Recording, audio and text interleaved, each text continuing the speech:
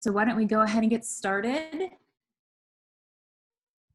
Welcome back, everybody, to our third session of Human Rights in the Arts. I'm so excited to see all of you. And just so we have a sense as to who's been here and who's new, if you could either raise your hand or use the virtual hand button so we can see who's new. Either raise your hand or use the icon so I can see who's new to this session. Welcome everyone who's new. We're so happy to have you here with us today. My name is Jenny. I am the Arts Program Manager at Robert F. Kennedy Human Rights. And on this session with us today, we also have the rest of the Speak Truth to Power team. And then we also have members of Theater of the Oppressed, including Shem, Jean, and Gary. And Jeremiah hopefully will be joining us if he's not already on. And we have the amazing Doug, who is going to guide us into the magical unknown as we learn about playwriting. He is a brilliant playwright, and for those of you who met him last week, you already know how amazing he is, and many of you will get to experience how incredible he is today in today's session. You could be anywhere right now, but you've chosen to be with us today to create and to connect, and we're really, really happy that you've decided to be here with us today. So to open today's session, we want to get moving like we did last week and in the first session, and really drop into our bodies and awaken our voices and resonate and connect with each other. And as I said earlier, build community. That's a really important aspect of this session. And create a safe space to really share your ideas and be vulnerable. So I'm going to turn it over to Gary, the amazing Gary, who is going to open today's session with some movement. So Gary, over to you. Welcome, everyone. So the focus question I want us to think about as we do today's activity is, how can we shift our attention inward? So I want us to focus on that. Before we start, I want everyone to take a meta moment, and I want you to think about how you're feeling right now. Meta as in metacognition, because I'm gonna want you to compare it to how you feel at the end of the activity. So just take that moment. We don't have to share it out. And before we actually begin the simple stretching, I'm gonna teach us really quickly breath, which is we're gonna be breathing with the back of our throat. So we're gonna practice that now. So everyone say, and if your camera's off, please follow along with us. So now we're gonna close our mouth and exhale the same way, and also inhale the same way. So one more time.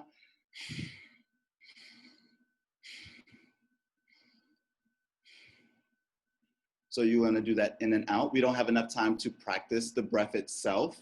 So while we're doing the exercise, if you don't think you're doing it, just remember that anything yogic or meditation is always effortless. So it doesn't require that much effort, more simply intent, just the intention will do. So one more time. And then close your mouth.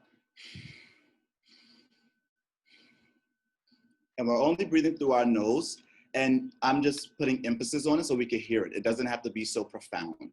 So we're gonna use the Ujjayi breath as we do it, and I'm gonna ask that everyone stand up and move just slightly back from your desk.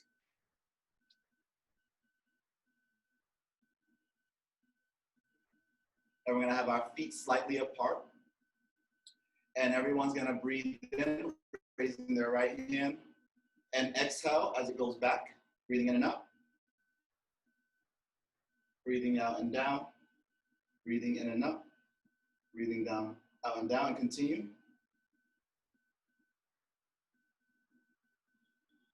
Reverse direction, breathing back and up, front and down, breathing in and up, out and down. And just try to keep your attention on the movement,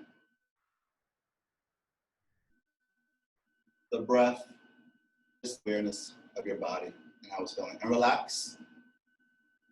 And never relax until you complete that full circle. So if you know you didn't exhale yet and complete it, always complete it. Take your time.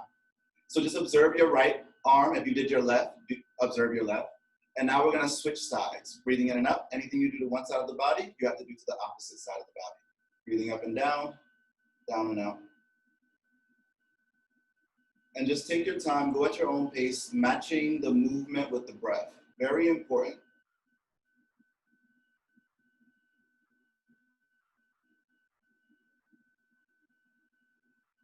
And reverse direction.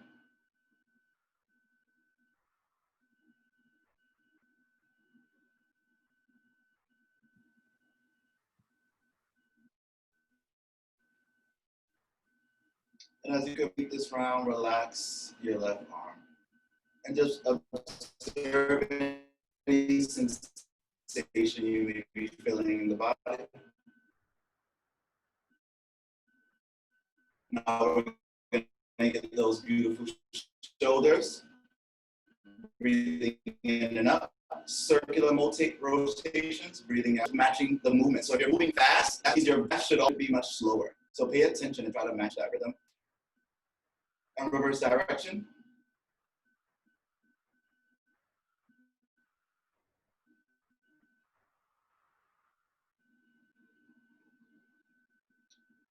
And relax. Now we're gonna do some neck rotations. You're gonna breathe in and up, head looking up. Exhale, chin to chest. Breathing in, right ear coming up to right shoulder. Breathing out, left ear coming down to left shoulder, and continue that complete circular motion at your own pace. And be aware of your body. If I ask you to do something that's uncomfortable, then you might want to ease out of that stretch or do something else in the moment. And as your chin comes back to chest, reverse direction.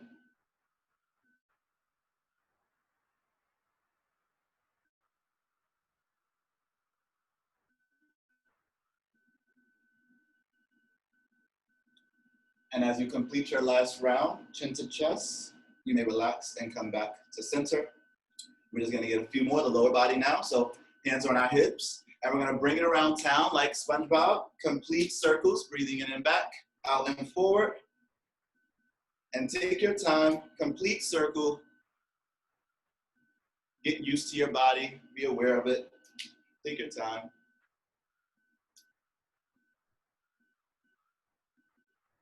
And now we're gonna reverse direction.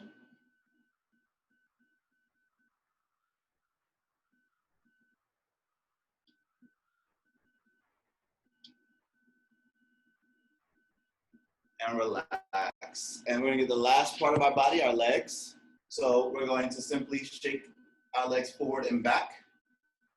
So breathing in and out as you oscillate your leg. If you have trouble with balance, you can put your hands on your hips, or you can look at one fixed point in front of you to help keep your balance.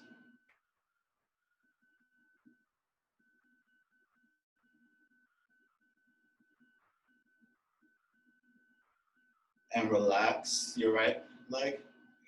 Left leg, what you do to one side of the body, or the other side.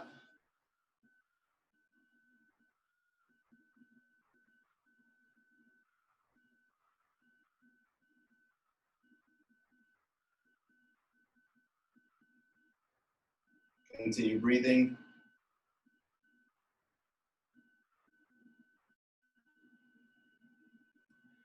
And relax. Great job, everyone. So that's called BAMG, breath, awareness, and movement equals grace, right? So that's one way to bring our attention from the external objects around us in which we experience life currently through the sense perception, how we bring it to the sense organs themselves, right? By just those three things, your breath, awareness, and the movement, it grace. So that is very typical with Hinduism, when you do the asanas, the yoga postures. So I'm gonna pass it over back to you, Jenny. Thank you. That was great. And to get people to I want to hear your voice. I want you to vocalize a little bit. Tell me how you're feeling. Like we did last week. What's a word to express how this warm-up made you feel. For me, I feel kind of like wider, a little bit more like expansive. What about the rest of you? How are you feeling? Ready. Ready. Nice. Help us exercise in future.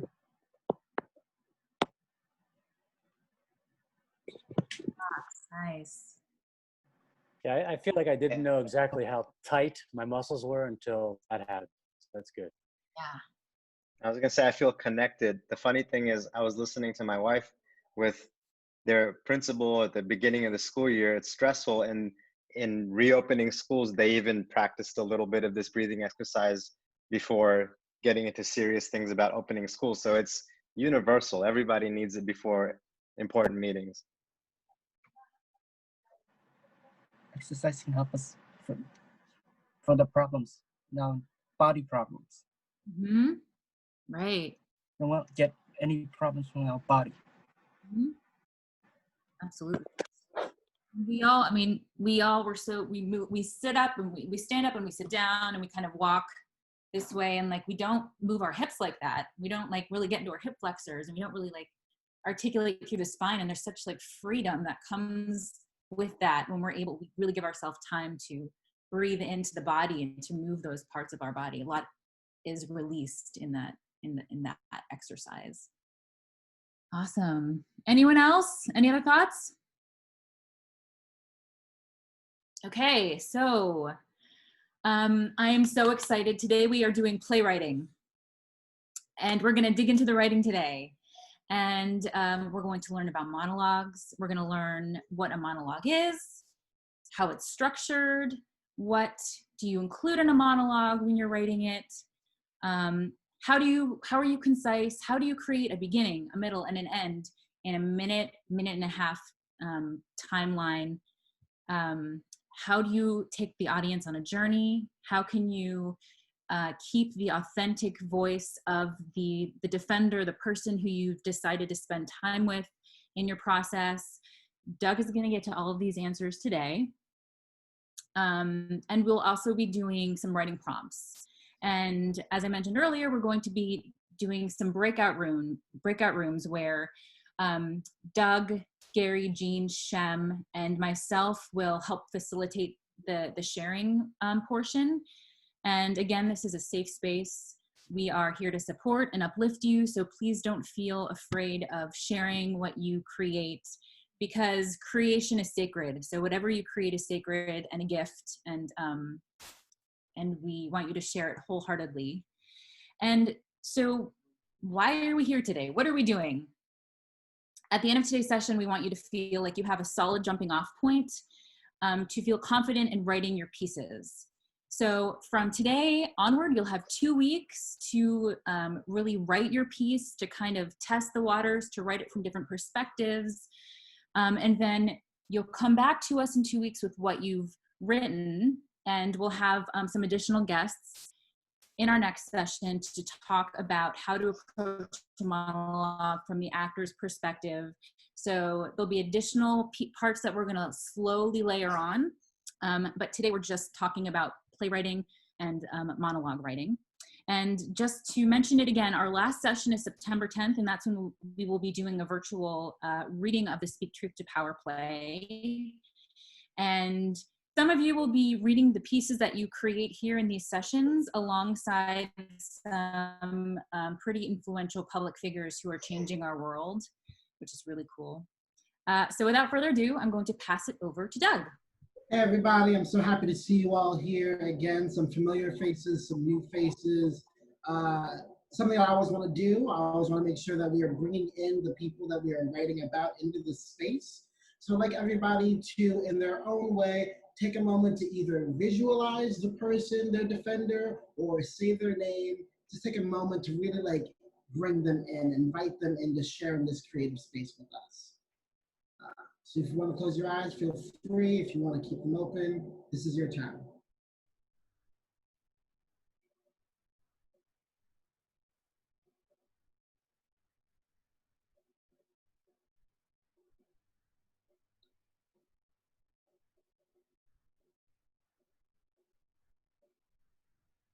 Okay. If you are still doing what you need to do, continue. I want to be very straight up and say there is no right way to write anything.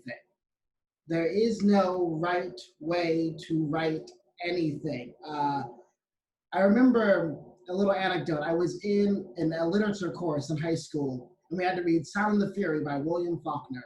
And that book makes no sense in terms of like how it is structured and how it is written, but it's this great classic work because because Faulkner wrote that piece to be whatever it needed to be. So whatever this piece needs to be for you, however you choose to write that, is the right way to do this. Lots of people will talk about a Western tradition of playwriting that stems from the Greeks and Aristotle, and we can talk about 5-act plays and all of that stuff, but there is no, once again, right way to write. Personally, for me, I take a lot of my influences from Samuel Beckett, Rajiv Joseph, Susan Laurie Parks, and all three of these people write very, very differently. So again, I feel like in education we're told this is how to do something, and no one can tell you how to write. All you have to do is do it, and by doing it, you are a writer. So thank you for being a writer with us today and sharing that space with us today. But I can define what a monologue is. A monologue is something spoken by one person. It is not a dialogue. It's not like a back and forth between 2 parties, 3 parties, or 4. It is one singular person speaking for a prolonged period of time. There are different types of monologues. There are soliloquies, which are monologues in which the person is kind of dissecting their own thoughts. We can think of Hamlet, to be or not to be, that is the question. That's not really to someone. That is Hamlet alone on stage trying to like understand their mind. We can talk about Iago. I'm going to do all the Shakespeare stuff because I just organized my Shakespeare stuff, so it's all there. We can talk about Iago's monologues in Othello. Most of those are not soliloquies because they are to the audience. It is Iago telling the audience a thing. That is a form of monologuing called direct address. We're not talking to a character on stage. We're saying, hey, look, there's an audience in front of me. I'm not forgetting that they're there. There is no fourth wall. I recognize, and I'm using you to like talk with. The audience may not respond verbally, but the energy that the audience gives, that like cyclical nature of me speaking and you responding, that is that kind of monologue or direct address. We are not forgetting the audience. We recognize that they're there, and without them, there can't be a thing. Another kind of monologue that I think is just really interesting is just the poetic monologue. And that has many different names, but it uses meter and rhyme. It is structured in a way that elevates the language. And when I say elevate the language, I'm not saying it has to be like thee, thou, I, and you. No, that's not. Spoken word poetry can be a form of monologue, and I can't remember the last time I heard a spoken word that was thee, thou, and all of that. So we have soliloquies, which are you kind of dissecting something in yourself.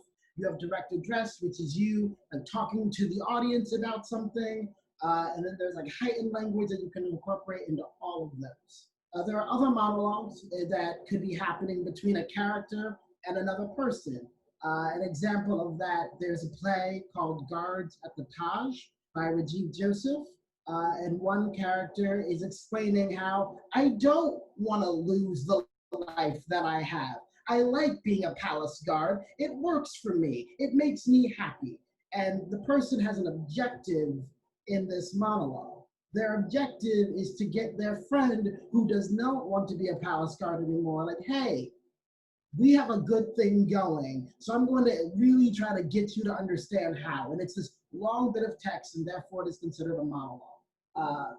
The objective of that character's speech, I like being a palace guard is useful, is something we're going to be really talking about today, and how we can start from the basic level of structuring our monologues. Does every monologue need an objective?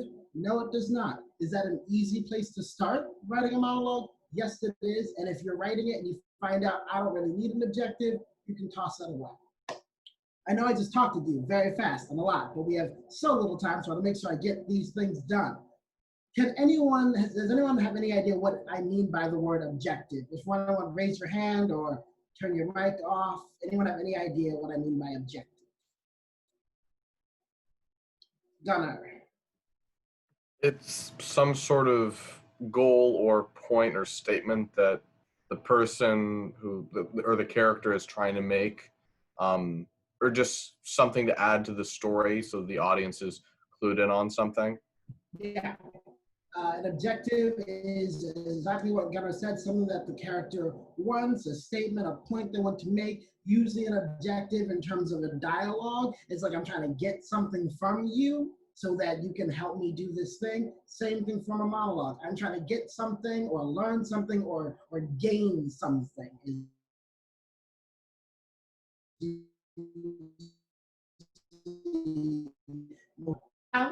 A monologue that I like to read from. He's just talk about poetic language. Just the man is a genius.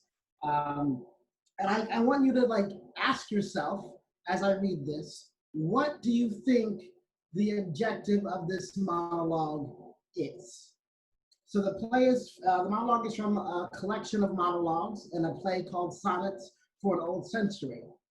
I want you to really think, what do you think the objective of this person speaking is? I haven't acted in a while, so let's see how this goes. I caused the North Ridge earthquake. Me. How did I do it? How do I know?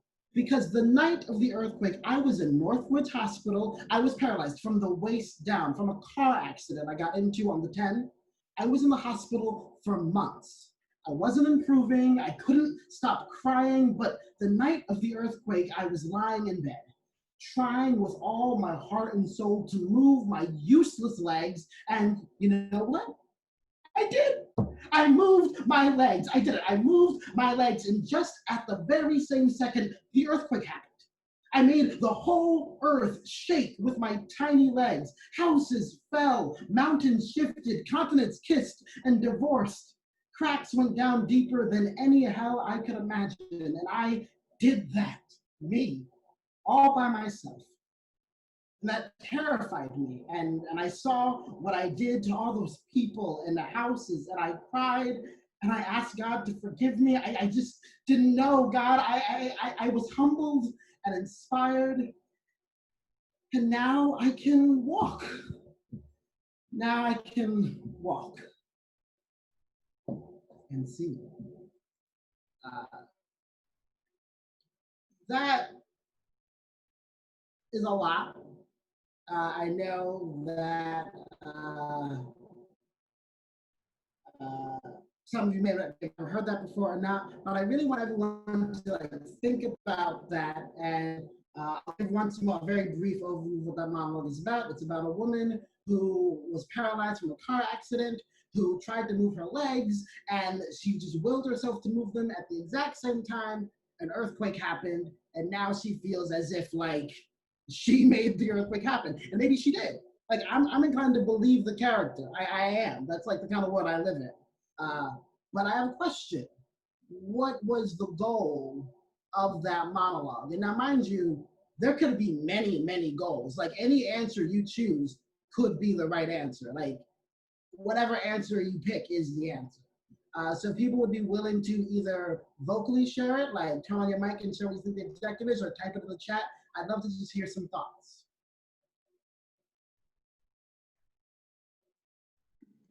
So I don't know the rest of the play, but did she actually move her legs, or did the earthquake move her legs for her and she just thought that she moved her legs and caused it?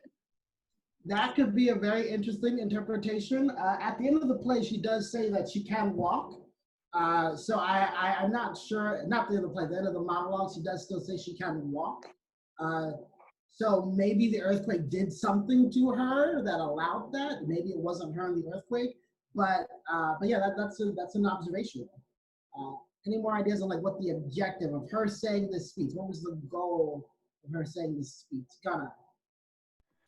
Maybe she was trying to communicate that she's still empowered and has the ability to have some control over herself even when she's disabled and in this bad position.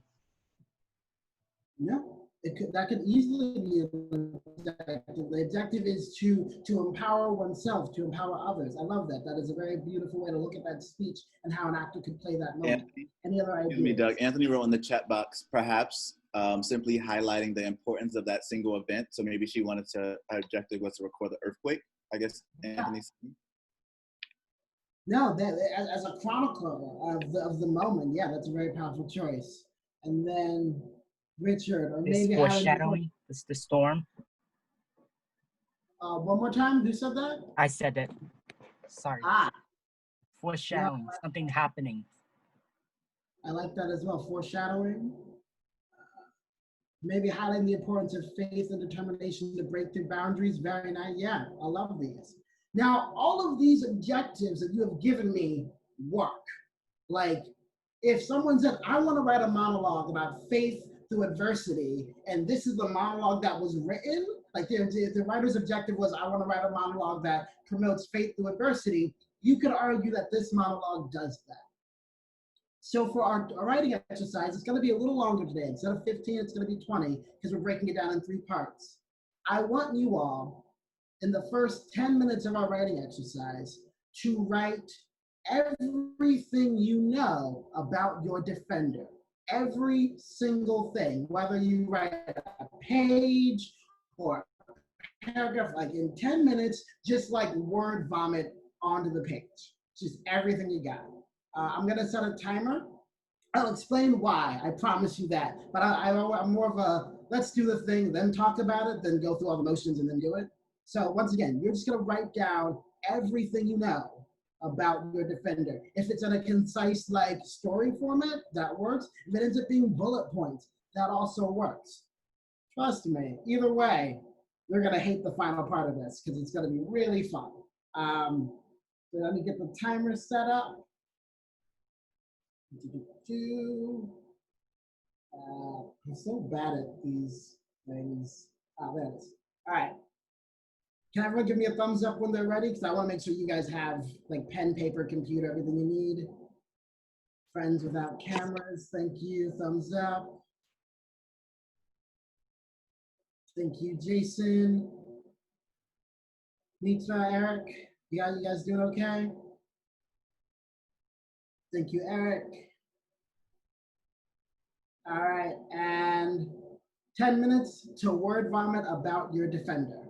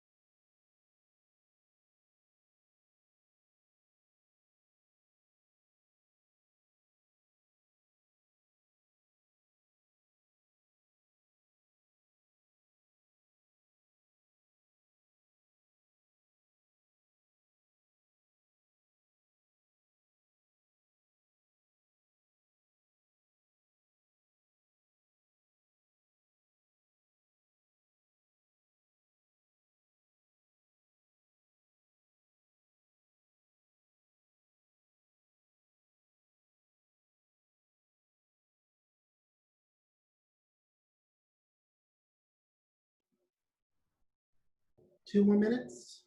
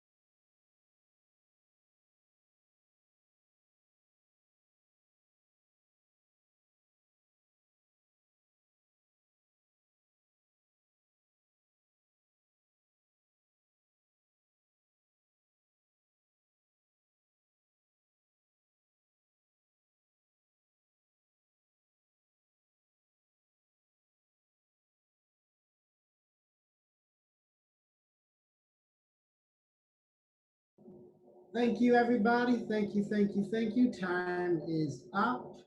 I hope that writing went well. I know that writing for 10 consecutive minutes can be either exhilarating or just draining. And you're like, I wrote for 2 minutes and now I'm done. And I got to sit here for 8. So I'm just going to, whatever happened in those 10 minutes was your 10 minutes. However it went down, that's the way it was meant to go down. I have another brief excerpt for you guys before we go to the next part of the writing exercise. And of course, I closed the book right when I shouldn't have.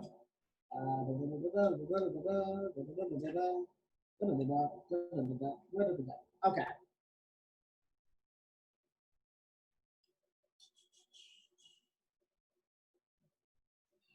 Sorry about that, everybody. Give me one moment. Okay. I'm going to just read a very tiny excerpt from another monologue, also from that play, Sonnets for an Old Century by Jose Rivera. Really, check this guy out. He's amazing. And it's just I want you to figure out like what this section of this monologue is talking about. You were in the Bronx about 7 years ago. Let's see, it was outside 108th Street shop on the 2, close to 1 in the morning. I don't remember the name of the street anymore, but right there, under the elevated tracks at the intersection on the left as you go east, one night 7 years ago, I saw you. Something that is very important in the short time that we're going to have for these monologues is establishing what's going on. What is the world that we're in? So right now, I want you to take like just a minute, just a single 60 seconds. There is more time after class if you want to do this again, but think about your defender. Look at all of the things you've written. And I just want you to write down in a minute a location. It could be any kind of location. It could be under a street lamp. It could be a parking lot. It could be at the UN giving a speech. I just want you to think of the location of where this person is. I'm gonna set that timer again for that 1 minute. Or I could just look at my phone and realize when the minutes pass. But 1 minute to do and begin.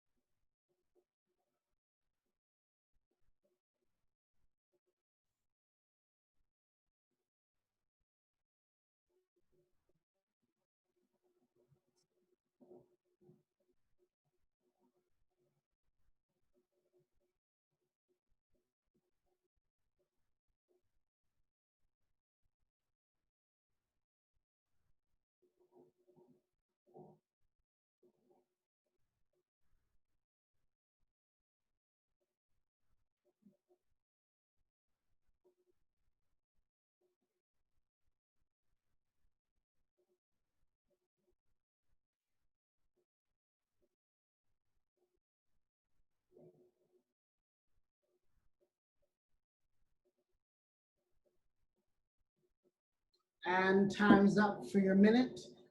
Raise your hand if you need more time to think of a location. No hands? Everyone seems chill? Cool, cool, cool. So now comes like the really obnoxious part of this exercise. I would apologize, but I think it's like working in confines can make the greatest creativity come. I want you to look at that long bit of writing you did in those 10 minutes. And I want you to distill all of that information into something that your defender wants. I want you to phrase it like this. X person wants X thing in order to change Y. X person wants X thing in order to change Y. So go through all that stuff you wrote about this person. Maybe they've wanted to change 1,000 things, but pick one. And yeah. And once you have that written, give me like that clapping emoji that can go on the screen. Thank you so much, Gary.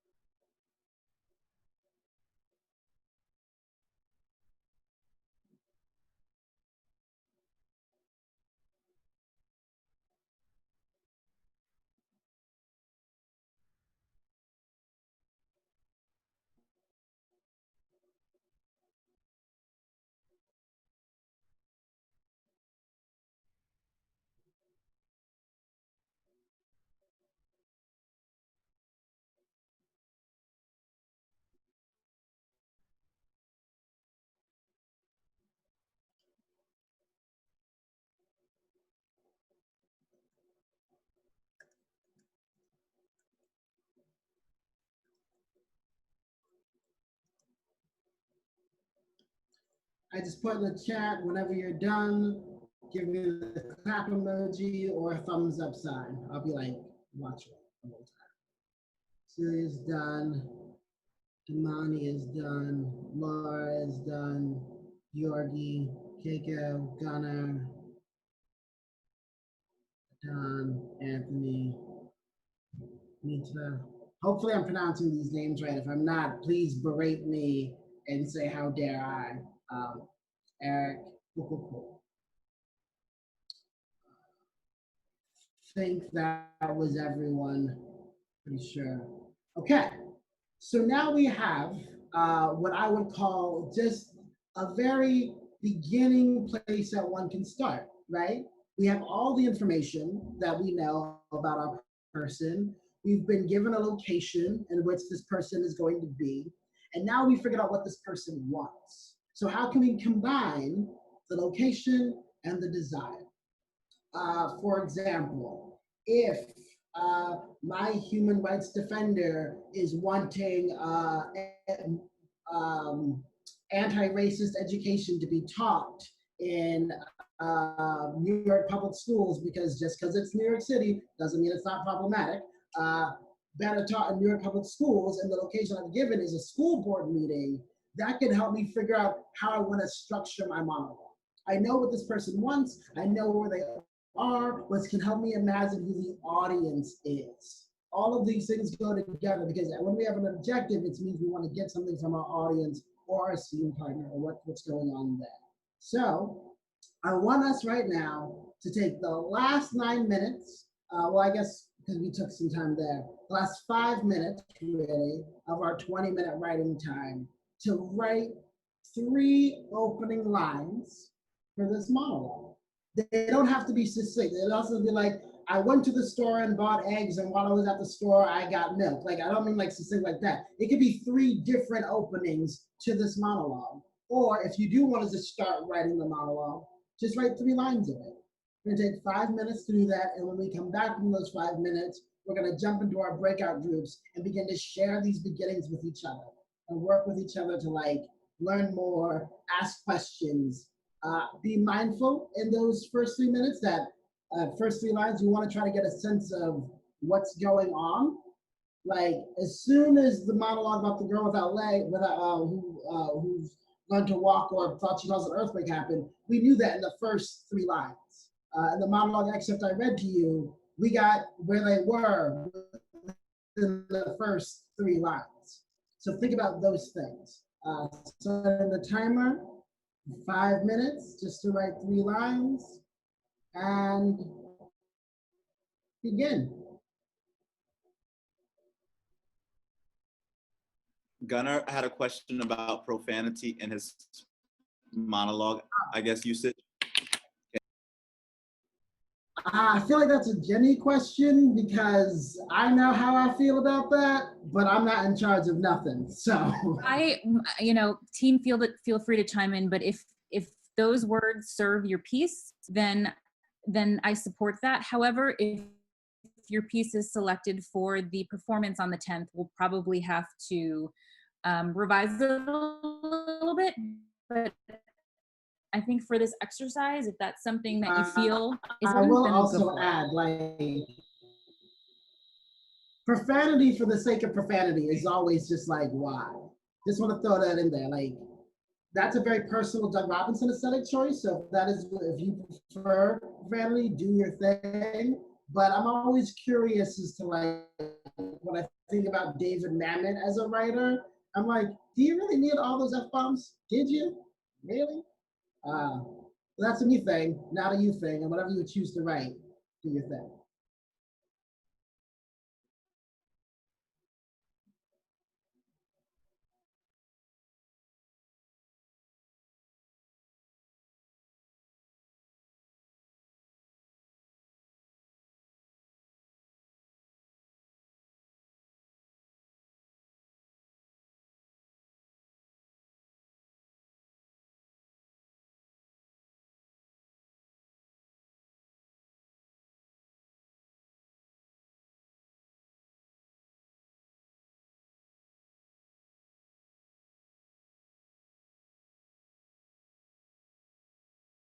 Can I ask a question? What's Is your it, question? are we writing dialogue or is it, sorry if I missed it, but is it dialogue or is it just like opening description? So it depends on like if it is a description of a location, it should be written as if someone is describing it, not as if like we're like an omniscient narrator talking about it. It could be like, oh yeah, I just passed the Waffle House sign going on I-95. Like we can still talk about it like that. We can be describing it, but it's not an essay form.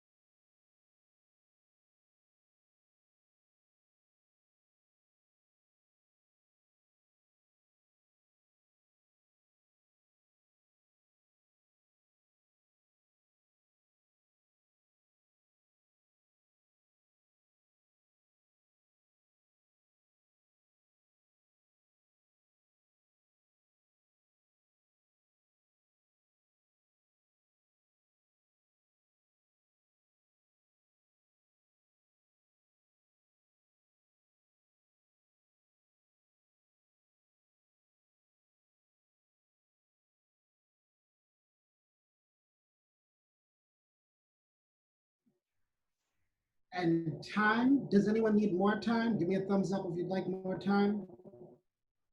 No thumbs, no thumbs, no thumbs. Okay. Before we go into our breakout rooms, I'd like to just discuss how one can listen and respond to the work of others in a respectful, mindful manner. I'm a big believer in talking about the things that we, and this is for all things, whether it's writing, performance in general, talking about the things that we can see or hear. I think it's very important to speak in that kind of language. I'm not gonna ever say, I think you did this thing, you should have done that, because like, I don't know this. But I can say, for example, Jenny, I heard you say in the dialogue the character was terrified. I heard that you used that line, so that's something that stuck to me. And I might ask, why is the person terrified?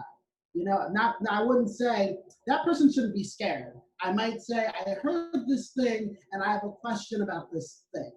We are always responding to what we hear and not our preconceived opinions that we had in the piece. We should always allow space for the person to respond before we continue again. So I'm going to give you a little example. I'm going to read another excerpt from the first monologue I read, and I want people to tell me things that they heard in this piece or images that they saw in their mind from this piece.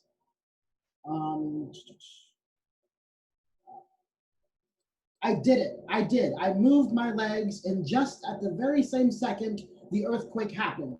I made the whole earth shake with my tiny legs. Houses fell, mountains shifted, continents kissed and divorced. Cracks went down deeper than any hell I could imagine, and I did that. Me, all by myself. Can someone or a couple people tell me one thing that they heard that like, oh, that's an interesting image, or that phrasing was there? Like, what is something that stuck out to you? Gunnar.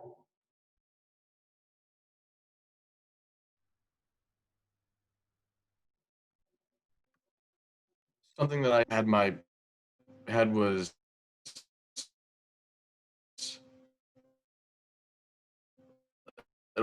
like almost in like a movie where it would cut to different shots of like uh tectonic plates moving, buildings each other, just a big spectacle of some catastrophic event happening. And that's the image that came to your mind from listening to those words. Right, so that's a good example. Like, so we heard and we thought about them to listen and respond. And we got entire Zoom. Okay? Does that make sense to everybody? This is a space in which we're all equal, regardless of what anyone writes. We're all in this together. High School Musical, back in the day. We're all in this together. And okay, I'm sorry, Jackson. Bye. Yeah, so we're all in this together. I want us to be generous collaborators with one another. Jenny, for the breakout rooms, have they already been like made? We're ready to rock. 15 minutes max, you know? Is the chat something we can communicate with everybody from the breakout room, or will it just be the people in the room? I think it's only the people in the room, but if you feel like the time is too long, can you? I think there can actually be two chats, one for each specific breakout room and then one for like a whole master. Okay. We'll figure that out. What I want you guys to be thinking about within these breakout rooms is I want everyone to read their 3 sentences and make sure everyone gets a fair amount of time and just discuss them. What do they make you think about? What do they make you wonder about? All those different like synonyms for the same word. But I want you to really engage with the material that your fellows have been making with one another. Cool. Ready whenever you are, Jenny. Great.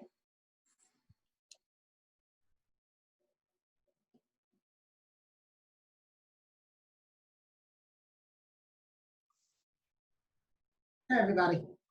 Hello.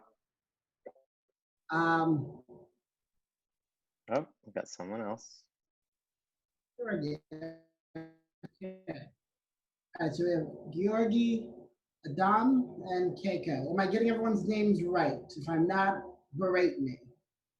Keiko, That's right. Georgi. What happened? Did I just get kicked out of Zoom? Okay, no, I'm still okay. Hey, You hey, guys Doug, disappeared for a second. my internet is like choppy. It might kick me out. So if it does, can you tell Jenny that I got kicked out because I'm recording the session? So if I get kicked out, you might have to just alert her to like Yeah. pick up where my recording leaves off. Yeah, how do I record the session so I can do that if that happens? Did she Oh, I make just hit you the a record button. co-host? Yeah, because she made you a co-host. Yeah. So in case I get kicked off, Cool. Yeah, I mine can is do like that. really choppy. Yeah, no worries.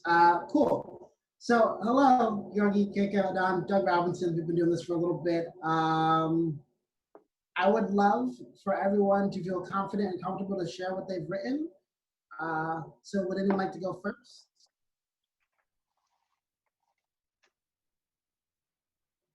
I like that shrug, Georgi. That's a good shrug. Sure. All right. Sorry, the camera is kind of using a small device. Hi, Mr. Guard, sir. Yeah. Look, I'm really grateful that you're hosting me in this pleasant cell. Listen, I really need to talk to my lawyer. No, I'm not gonna waive my rights, sir. I want to talk to a lawyer. He literally came down to the courthouse with me. You guys didn't let him come, so it's not my fault. This is taking longer than you guys want. And that's it. Cool. I heard right off the back the gentle frustration, the frustration of someone who is just like, I gotta stay in control, but this has been stressful. So that's something that I heard right off the back. Keiko, Adam, what did you guys hear?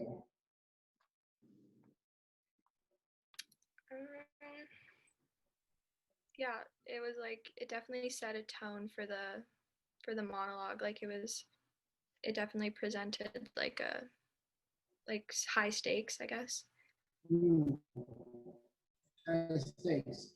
Can you elaborate a bit more, like when you say the phrase who The has the character, I don't really know much background about the monologue, but yeah, but no, I think we all understood that like this person's been here for a while and like it's do or die for them for some odd reason.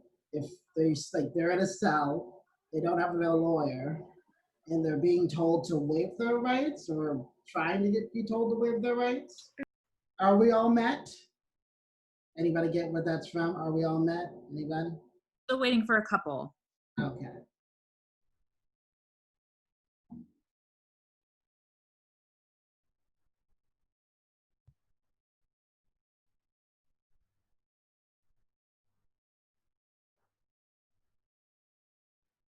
All right, I think we lost a few. Adam's internet went out. Okay. Oh, here they come.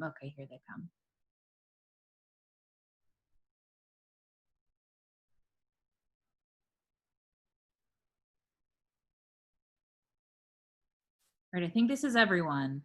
Cool. So right off the back, thank you all so much for sharing with each other. It is a scary thing to share something that you have written, but I'd like to applaud the fact that you've written something that never existed until this moment. Like, I think people forget the power that comes with writing. Like, something that never was now is. So just regardless of any other thing, be proud of that. I would love it if people from the group sessions would share with us what they wrote.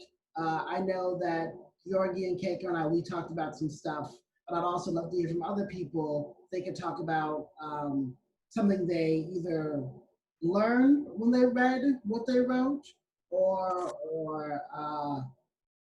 yeah, can we keep with that? Is there anything you learned about the piece from reading it out loud and hearing your friends, colleagues, fellow artists talk about it? Gunnar. Do you want me to actually like read out the lines or just talk about that second part? Let's talk about it. Well, if you'd like to send the lines to the chat, I would love to read them. But I do want to make sure we get enough voices, and we have 10 minutes left. Yeah. So my dialogue involved a lot of public speaking, and I don't want to say preaching, but just speaking to the public. And what we touched on was the parallel between that character and that personality that is expressed to the public and to the public eye versus the reality of when that person steps off the podium and actually has to do things in real life and make what they're saying a reality, and the big difference that can be seen there and the stresses and problems that are associated with it. So that's something that we touched on. Cool. Any other friends like to talk about what they experienced, touched on, heard in these sessions? No, but I say like changing the world. Something happened in America, we need to change it. Yeah.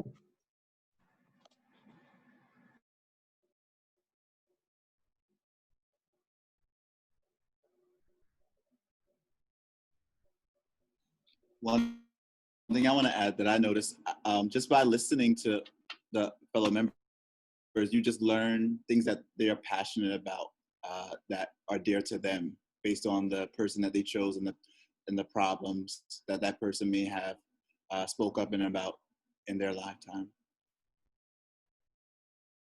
Yeah, no, I am struck by what I learned about in my group breakout room, not just in terms of the material, but in the creative ability right off the bat. Like, I gave you guys such a short period of time to do this. You had to write a bunch of things about the person, come up with a location, and all of those things, and they came together in some very succinct, specific moments. Some people even came in with multiple moments. Put that out here. So I'm just impressed by Georgi and Keiko, but I'm sure I'm impressed with everybody because I can't imagine that only them could do such a brilliant job. Yeah. I completely echo that, Doug. I was with Connor and Jason, and the themes of vulnerability and building relationships resonated in our session. And it was really cool to just hear the situation and like get pulled in and reeled into that situation really quickly. It was pretty cool. There are a lot of like really good opening moments, and I think that's the hardest part when you're writing a monologue, especially like this is not a part of a greater play. These monologues are self-contained. Yes, there's a theme that we're talking about, but you have such a short period of time to get us to connect with what you're saying, and I'm there. I'm transported. You guys have done that beautifully.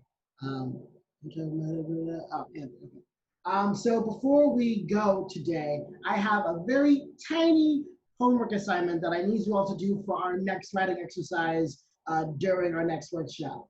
This is going to be the hardest thing you've ever done in your life. So go with me on this. You need to memorize the Itsy Bitsy Spider. Not like to recite. You don't need to recite it or anything, but you just need to know the story of the Itsy Bitsy Spider backwards and forwards. Trust me, it's gonna make sense. There's a very big reason, a cool like writing exercise we're gonna do, but know the Itsy Bitsy Spider. Has anyone here never heard of that?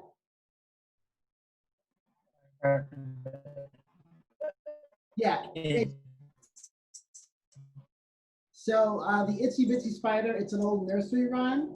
I'll do it for you guys real quick.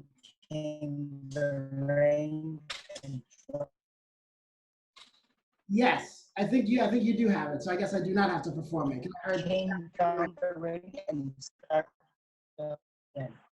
Yep, that's exactly it.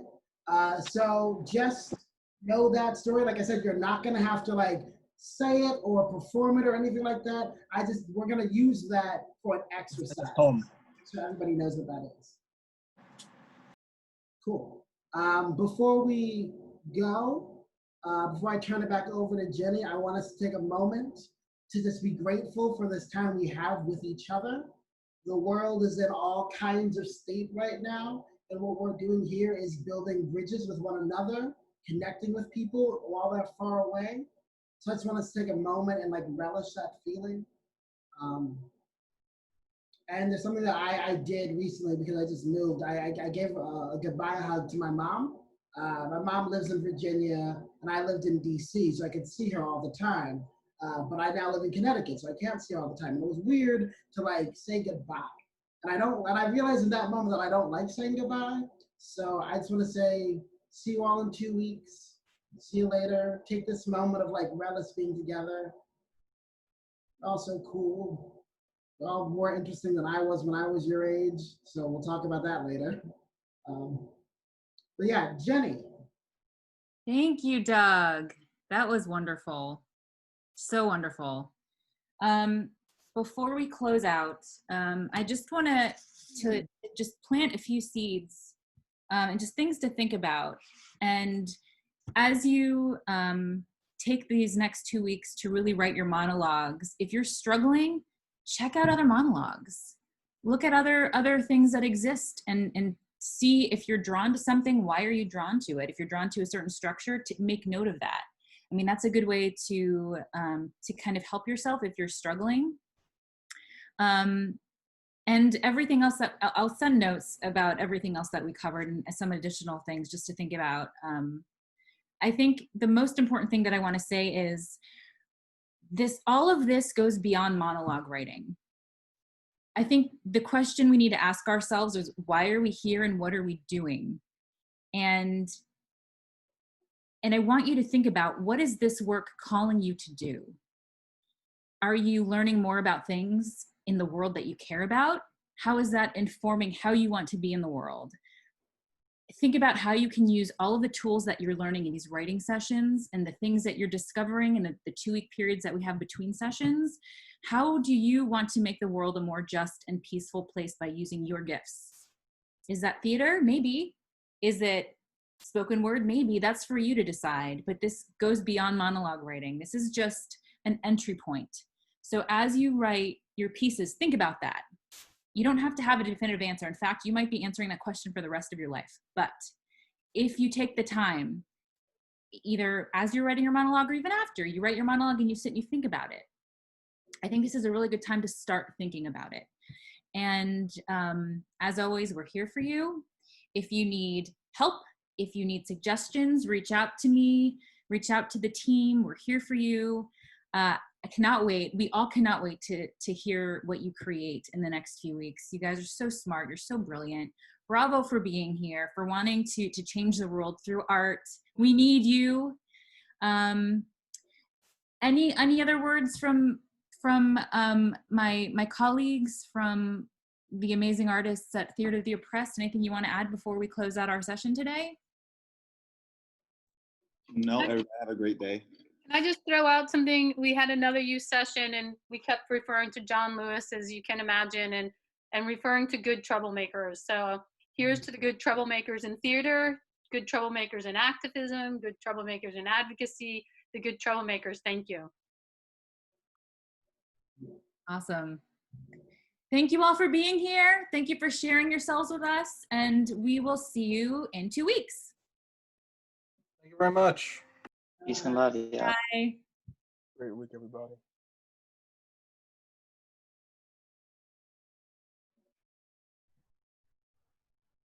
All right. Doug, thank you.